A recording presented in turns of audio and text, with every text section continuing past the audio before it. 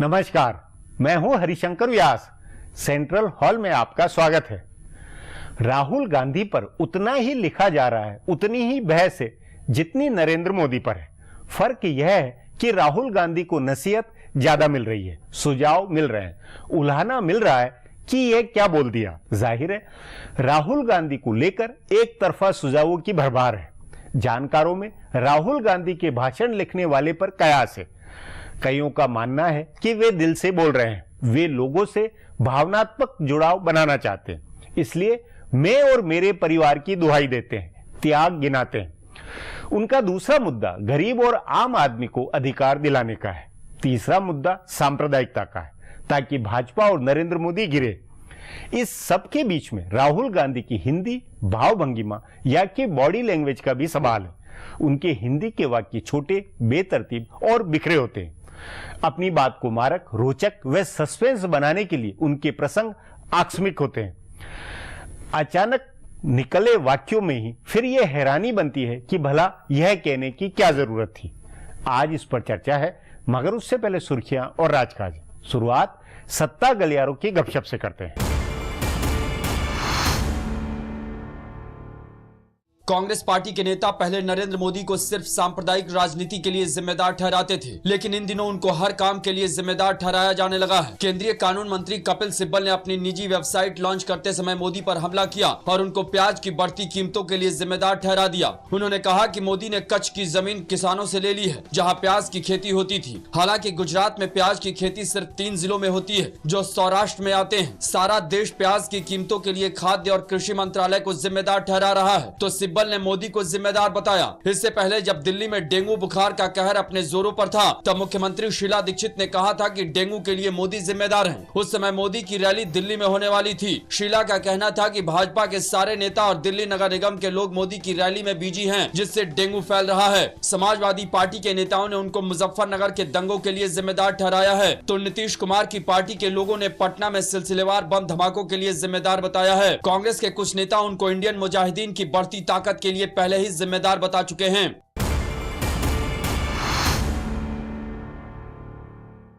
Congress party चुनाव पूर्व होने वाले सर्वेक्षणों से चिंता में है। कांग्रेस की चिंता 5 राज्यों में होने वाले विधानसभा चुनावों की नहीं है। इन 5 राज्यों के सर्वेक्षण मिजोरम छोड़कर बाकी चारों जगह कांग्रेस के सफाई की बात कर रहे हैं, लेकिन कांग्रेस को लग रहा है कि ये ट्रेंड अगले साल होने वाले लोकसभा चुनाव तक चलेगा। उससे कांग्रेस और खासकर राहुल गांधी की हवा बिगड़ सकती है। इस चिंता में कांग्रेस पार्टी ने चुनाव पूर्व सर्वेक्षणों को लेकर राय बदली है। इससे पहले जून और सितम्बर में 2 बार केंद्र की ओर से साफ किया गया था कि सरकार सर्वेक्षणों पर रोक लगाने की नहीं सोच रही है। चुनाव आयोग ने इसका प्रस्ताव दिया था और अटॉर्नी जनरल जी.ई. वाहनवती ने सहमति जताई थी। सर्वेक्षणों पर पाबंदी लगनी चाहिए। वाहनवती चाहते थे कि आखिरी चरण के मतदान की अधिसूचना जारी होने के बाद इस पर रोक लग जाएगा, जबकि मौजूदा नियमों के मुताबिक मतदान से 48 घंटे पहले इस पर रोक लगती है। चुनाव आयोग और अटॉर्नी जनरल की साझा मुहिम के बावजूद कानून मंत्री कपिल सिब्बल ने संकेत दिया था कि सरकार इस पर रोक लगाने के बारे में नहीं सोच रही है। लेकिन जब 3 बड़ी एजेंसियों के सर्वेक्षण में कांग्रेस के सफाई की बात आई है, तो अगले साल के चुनाव की चिंता में कांग्रेस इसे अवैज्ञानिक व आधारहीन बताकर रोक लगाने की मांग कर रही है।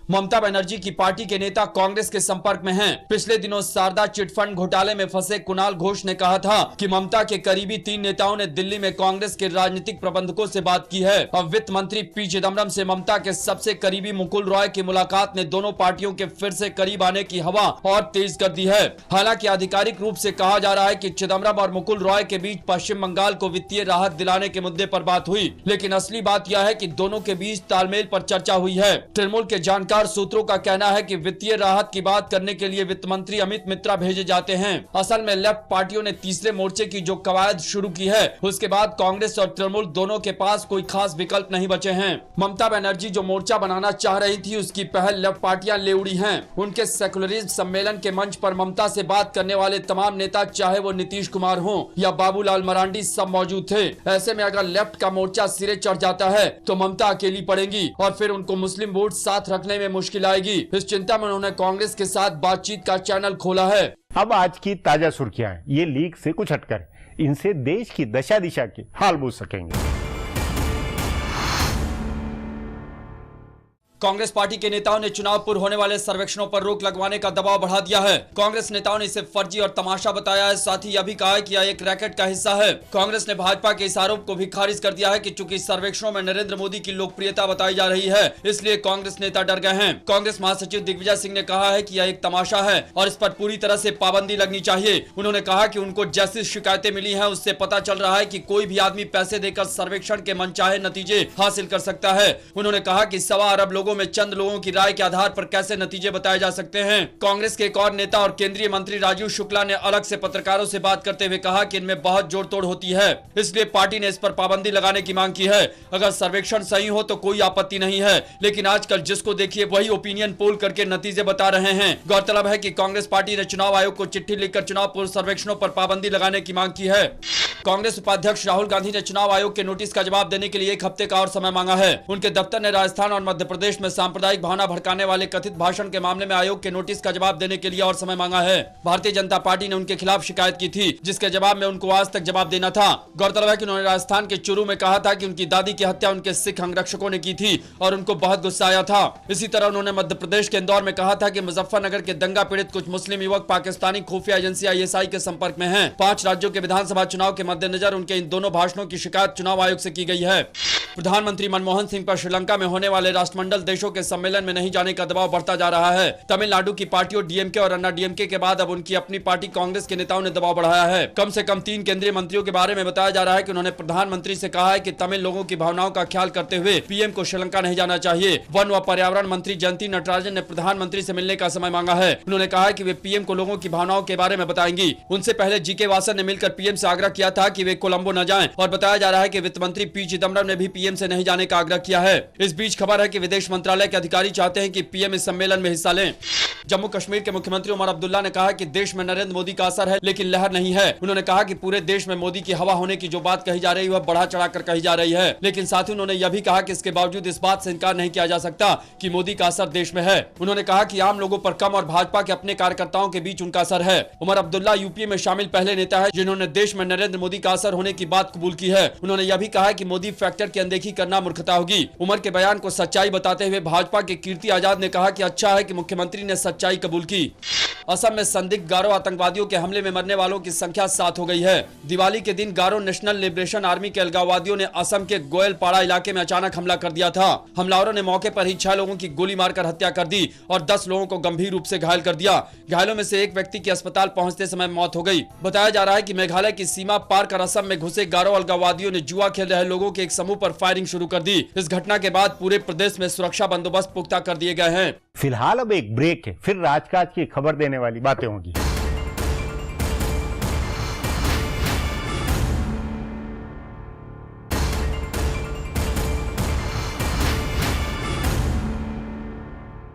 ब्रेक के बाद आपका स्वागत है। हाशिए में इधर उधर कई बातें व घटनाएं दबी हुई होती है, इनका खासा राजनीतिक अर्थ होता है। उन्हीं में से अब पेश है राजकाज की कुछ बातें।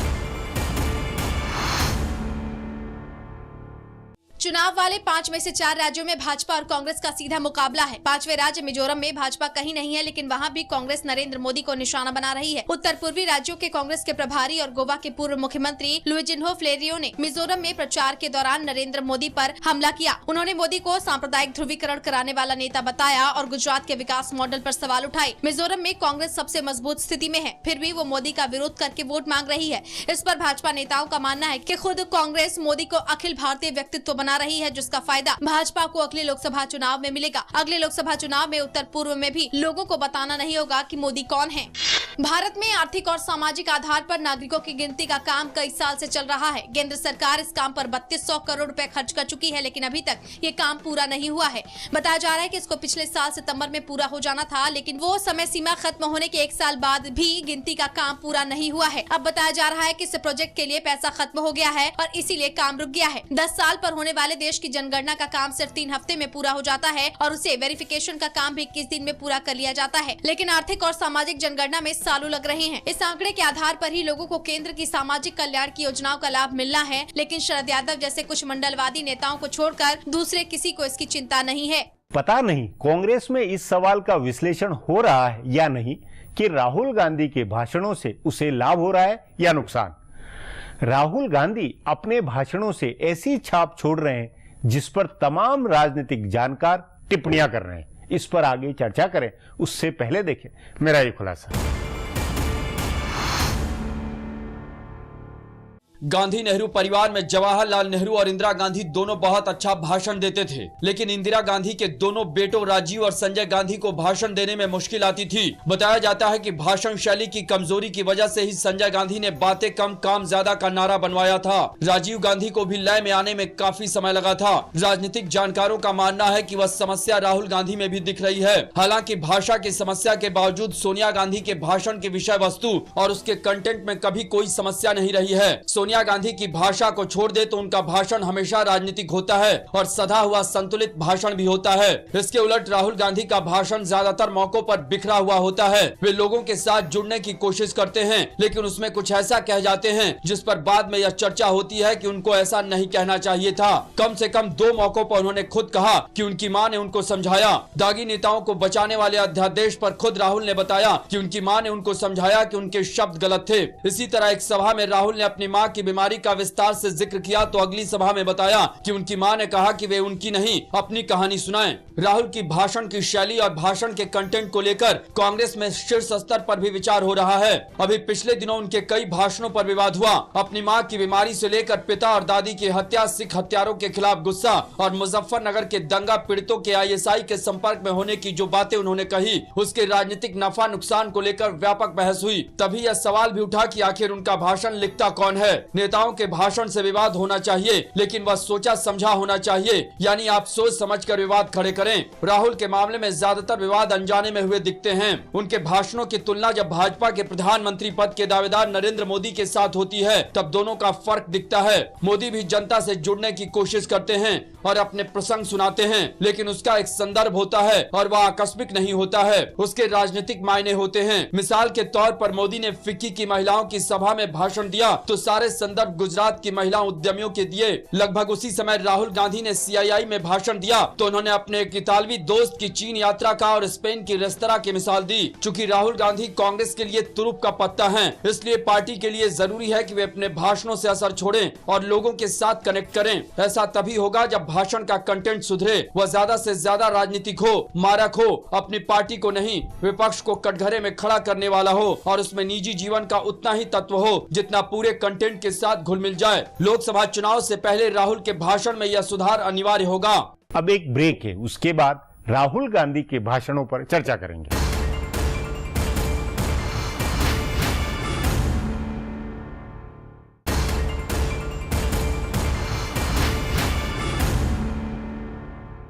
कांग्रेस के लिए जरूरी है कि भाषणों से राहुल गांधी हिट हो, पर लगता है राहुल गांधी हिंदी और राजनीतिक जानकारों की मदद नहीं ले रहे हैं।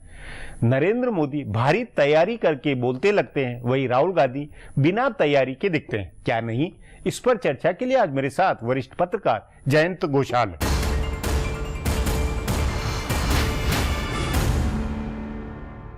जयंत जी, राहुल गांधी जिस तरह के भाषण कर रहे हैं, जो भाषण उन्होंने किए अभी तक, उसको लेकर क्या कांग्रेस हाईकमान में या कांग्रेस के वार रूम में कोई विश्लेषण हो रहा है क्या कि इससे हमें लाभ है, नुकसान है? उनके भाषण को लेकर कांग्रेस पार्टी के अंदर किस तरह की चिंता है, किस तरह का विश्लेषण है, किस तरह की तैयारी है?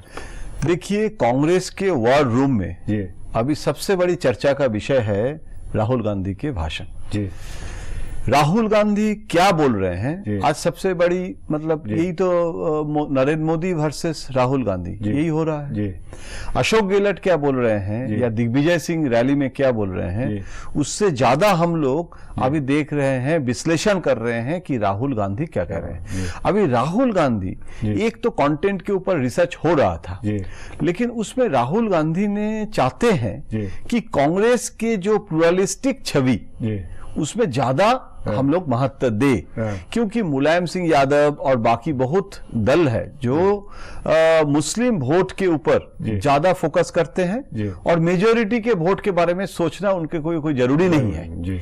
लेकिन बीजेपी अगर सबसे बड़ा कांग्रेस के साथ लड़ाई तो बीजेपी का है और बीजेपी का जो वोट बैंक है वो मेजॉरिटी वोट बैंक है, तो कांग्रेस का हर समय अतीत में भी मैंने देखा कि बार बार ये समस्या होती है कि वो मेजॉरिटी के वोट भी चाहते हैं, माइनॉरिटी के वोट भी चाहते हैं, तो कभी मुस्लिम अपीसमेंट के लाइन लेते हैं और कभी ज्यादा हिंदुत्व को जो वोट है उसके लिए भी काम करना शुरू कर देते हैं। तो राहुल गांधी जो रैली में जो मुस्लिम वोट बैंक के इशू में जो बोले थे उसमें सोच यही था कि मेजॉरिटी का वोट भी कांग्रेस का है और नरेंद्र मोदी को कॉम्बैट करना है तो ये एंगल भी लेना पड़ेगा। लेकिन आज देखिए नहीं, लेकिन मेरा ये कहना है इसके अंदर कि क्या क्योंकि सबकी क्या राहुल गांधी के जो भाषण है, जो थीम है, जो एजेंडा है, वो खुद अपना तय कर रहे हैं या पार्टी की तरफ से उनको ब्रीफ है या उनका कोई भाषण लेखक है? क्या ये बहुत लोगों में सवाल है। भाषण लेखक है, ऐसे नहीं है कि कोई भाषण लेखक नहीं है, एक टीम राहुल भी है और सबसे बड़ी बात है 10 नंबर जनपद के साथ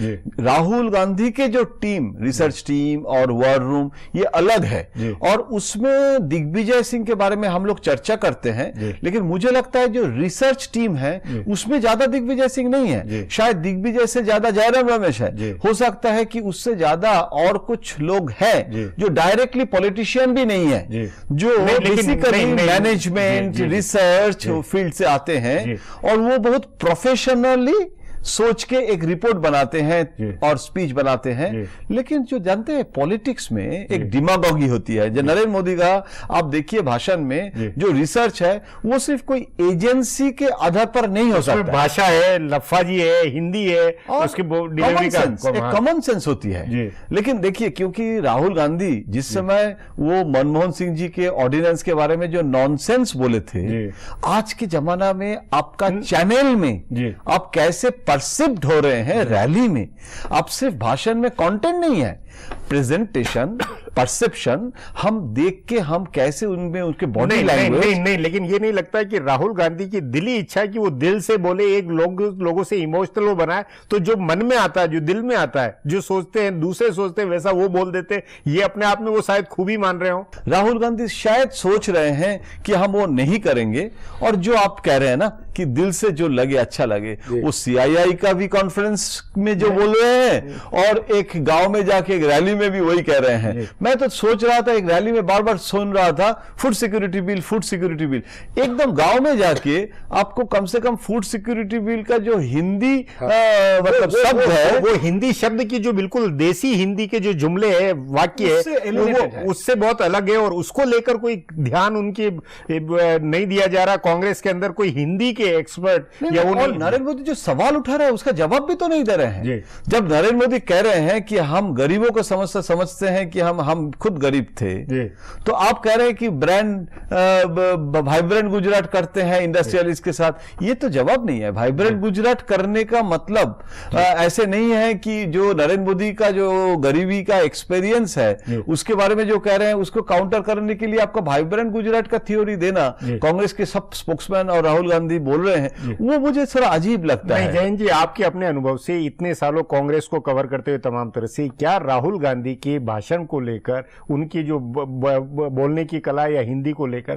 कांग्रेस पार्टी कोर कमेटी इसमें एजेंडों की किस तरह कैंपेन ले जाए, क्या ले जाए, कहीं कोई विचार, कोई चिंता, कोई मंथन है या बिल्कुल खाली है अभी मामला? मैं आपको एक चीज बताऊं, जो एक्चुअल रीजन है कांग्रेस में इस समय समन्वय का बहुत अभाव है, कोऑर्डिनेशन मतलब। हाँ, क्योंकि देखिए आप गवर्नेंस के साथ, क्योंकि शासक दल है आप, उस शासक दल के बोलनी चाहिए, आप सिर्फ विरोधी दल नहीं है ना, शासक दल के जो गवर्नेंस के इशू आप रैली में क्या बोल रहे हैं? आप 10 साल का गवर्नेंस का लायबिलिटी आप नहीं लेंगे, वो मनमोहन सिंह जी का है और आप कोई नई मतलब आसमान से तो आप आए नहीं है ना।